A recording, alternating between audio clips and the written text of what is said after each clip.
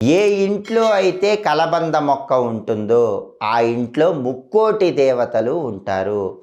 ముక్కోటి దేవతలు మీ ఇంటికి అలా నడుచుకుంటూ వచ్చి మీ ఇంట్లో స్థిరంగా నివాసం ఏర్పాటు చేసుకోవాలంటే ఖచ్చితంగా మీ ఇంట్లో కలబంద మొక్క ఉండాలి.